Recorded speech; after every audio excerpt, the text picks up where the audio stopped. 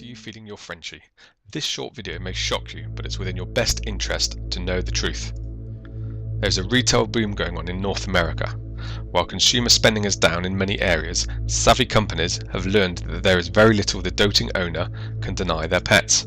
The result is a virtual explosion of products, toys and pet foods. In fact, one of the most profitable items on the shelf at your local supermarket isn't steak, it's dog food.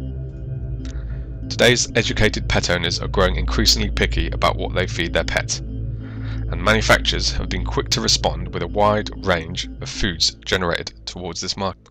Phrases such as balanced, complete and all natural clutter the labels of cans that a few short years ago were more likely to say tasty or the old standby, dogs love.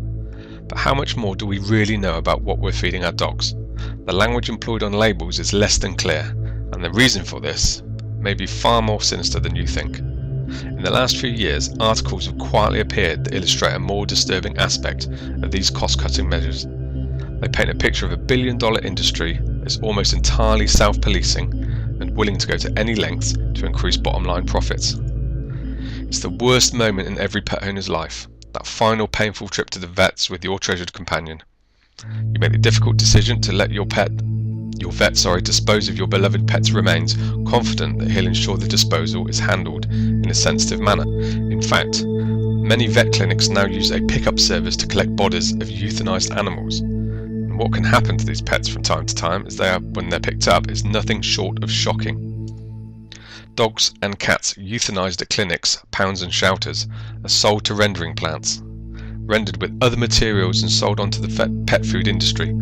One small rendering plant in Quebec was rendering 10 tons of dogs and cats per week from Ontario. The Ministry of Agriculture in Quebec, where a number of these plants are located, advised me that the fur is not removed from dogs and cats and that dead animals are cooked together with viscera bone and fats in 115 degrees C for 20 minutes. One large pet food company in the US with extensive research facilities used rendered dogs and cats in their food for years, and when the information came to light, they claimed no knowledge of it. Difficult as it may be to believe, millions of these dead American dogs and cats are processed each year at plants across North America. When you read pet food labels and it says meat, meal or bone meal, that's what it is, cooked and converted animals including dogs and cats. Roadkill, slaughterhouse rejects, animals that die on their way to meatpacking plants are all acceptable ingredients for pet food under the 4D rule: diseased, disabled, dead and dying. Steroids, growth hormones and chemicals used to treat cattle for infestations, including insecticide patches, again end up mixed into the final product. Meat from grocery stores past its final due date is also added to the mix, as are the styrofoam trays and plastic wraps that they were packed in. The addition of euthanized pets goes beyond moral repugnant. It also introduces a host of chemicals not listed on pet food labels. At the rendering plant, time cannot be spared to remove even the green plastic bags the pets are wrapped in, let alone the insecticide-laden fleas and tick collars that they were wearing. Even the very chemicals used to put these pets to death also find their way into the final product.